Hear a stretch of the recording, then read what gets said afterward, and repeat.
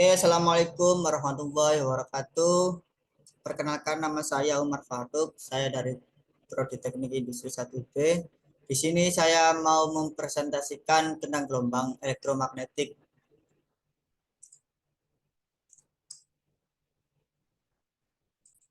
Oke, ini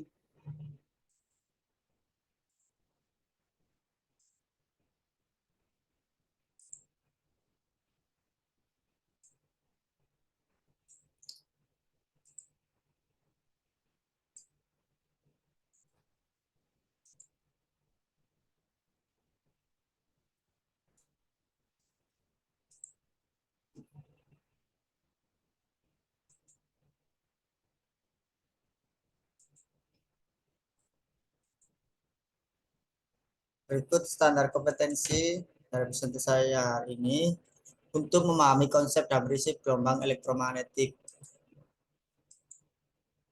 Dan kompetensi dasar saya yang pertama mendeskripsikan spektrum gelombang elektromagnetik, dan yang kedua menjelaskan aplikasi gelombang elektromagnetik dalam kehidupan sehari-hari. Indikatornya, yang pertama menjelaskan pengertian gelombang elektromagnetik tersebut, dan yang kedua menjelaskan sifat-sifat atau ciri-ciri dari gelombang elektromagnetik tersebut, dan yang ketiga mendeskripsikan spektrum gelombang elektromagnetik, dan yang terakhir keempat menjelaskan aplikasi gelombang elektromagnetik dalam kehidupan sehari-hari. Oke, tujuan dari presentasi saya hari ini agar saya dapat menjelaskan pengertian gelombang elektromagnetik atau mahasiswa. Dan yang kedua, agar mahasiswa dapat menjelaskan sifat-sifat atau ciri-ciri gelombang elektromagnetik. Dan yang ketiga, agar mahasiswa dapat mendeskripsikan spektrum gelombang elektromagnetik. Dan yang terakhir, yang keempat, agar mahasiswa dapat menjelaskan aplikasi gelombang elektromagnetik tersebut dalam kehidupan kita sehari-hari. Oke, next. Untuk mengawali pembahasan gelombang elektromagnetik, kita terlebih dahulu harus tahu tentang hipotesis Maxwell. Karena hipotesis inilah yang melahirkan, Maxwell itu ya, melahirkan atau memunculkan gagasan baru tentang gelombang elektromagnetik. Keberhasilan Maxwell sendiri dalam menemukan teori gelombang elektromagnetik membuka cakrawala atau membuka cakrawala baru di dunia komunikasi dari perkembangan zaman ini ya. Dan inilah gambarnya. Hipotesis Maxwell. Hubungan antara listrik dengan medan magnet, muatan listrik yang dia menghasilkan medan magnet, muatan listrik yang bergerak dapat menghasilkan medan magnetik, perubahan medan magnetik akan menghasilkan medan listrik, proses berantai dari perubahan medan listrik dan medan magnet yang berbentuk gelombang menjalar ke segala arah. Gelombang ini disebut gelombang elektromagnetik. Gelombang ini dapat berupa cahaya, gelombang radio, sinar X, sinar gamma, atau yang lainnya. Nanti saya kasih contoh dan sebut ciri-cirinya ya. Hal ini dapat diilustrasikan sebagai bak air yang tenang, diberi sentuhan sedikit maka terjadi gelombang menyebar ke segala arah.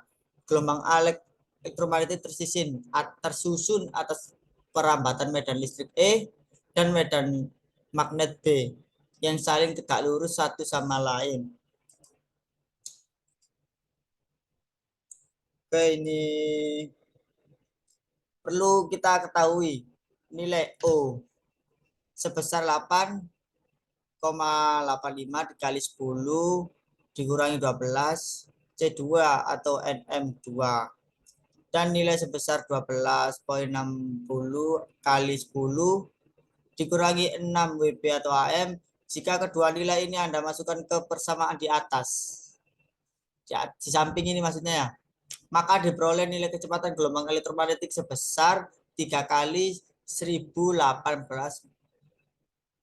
meter per sekon. Besar kecepatan ini sama dengan benar besar kecepatan perambatan cahaya di ruang hampa. Gelombang elektromagnetik, gelombang yang dapat merambat tanpa medium perantara. Jadi gelombang ini tidak perlu ada perantara ya. dan dapat merambat dalam ruang vakum. Berikut ini contohnya ya. Jadi yang merah ini tuh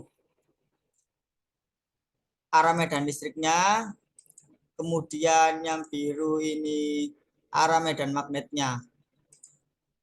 Oke, next. Ciri-ciri gelombang elektromagnetik ya.